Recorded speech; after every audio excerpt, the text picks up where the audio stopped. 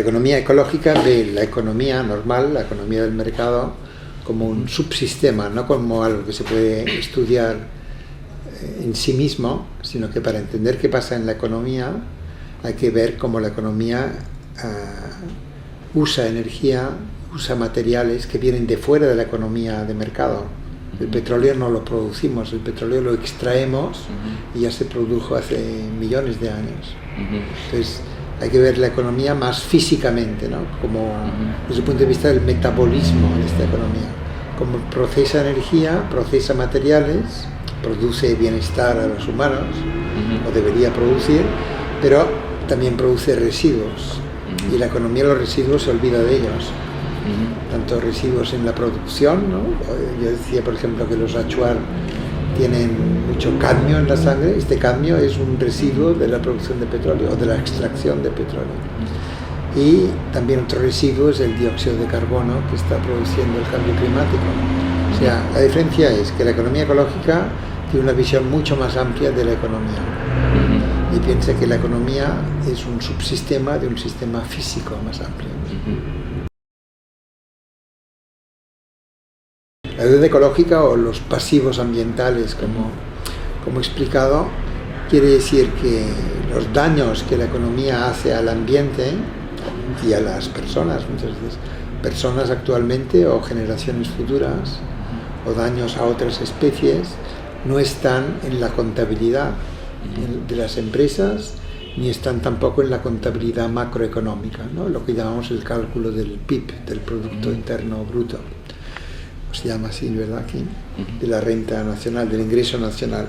Allí no están descontados estos daños, estos pasivos ambientales o deudas ecológicas. Y uno muy importante es la deuda por la producción excesiva de gases con efecto invernadero, especialmente del dióxido de carbono, que producimos en exceso porque estamos quemando mucho petróleo, mucho gas y mucho carbón mineral y también deforestando. Entonces esto produce una deuda ecológica que yo creo que los deudores somos los ricos del mundo, que producimos por persona más dióxido de carbono, más CO2, y que los acreedores son la gente pobre del mundo actualmente que ha producido muy poco, pero que va a sufrir las consecuencias, y también las generaciones futuras. Esto es la deuda ecológica.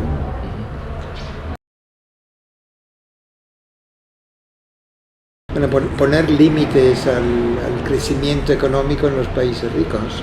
Hay gente que dice, no, podemos crecer de una manera desmaterializada, ¿no? O desenergizada, usando muy poco. Pero esto, si vemos las estadísticas, no es así. He estado explicando que hasta el año 2007 estaba creciendo las emisiones de CO2 en el mundo, crecían al 3% cada año, cuando deberían de crecer 60%. Como dice el Panel Internacional de Cambio Climático. O sea, aquí vamos por un camino muy malo. Con la crisis ahora están bajando las emisiones de CO2, que me parece bien. ¿Y qué políticas podría haber? Desde el sur se podría decir, bueno, reclamar la deuda ecológica, pero también se podrían encarecer las exportaciones de materias primas, poniendo ecoimpuestos, se podrían llamar, ¿no? A la exportación de petróleo, de mineral de cobre, de mineral de hierro, de gas, de camisea, por ejemplo, ¿no? No vender barato, sino decir, vendemos un poco menos, pero a un precio más caro. Y este dinero reciclarlo a necesidades perentorias de gente pobre, pero también a inversiones ambientales.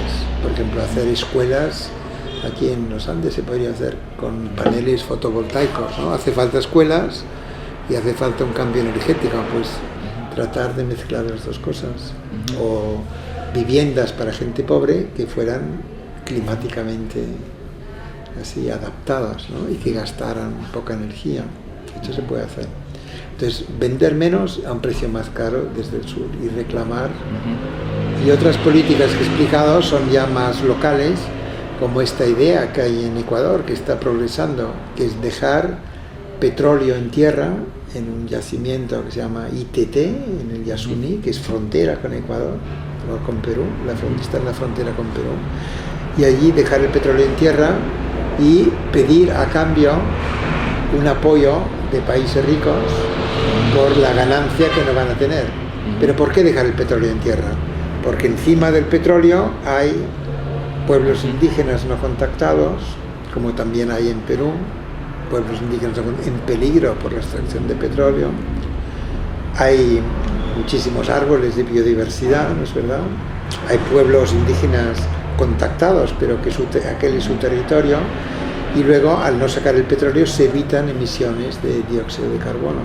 Esto se llama la iniciativa Yasuni ITT.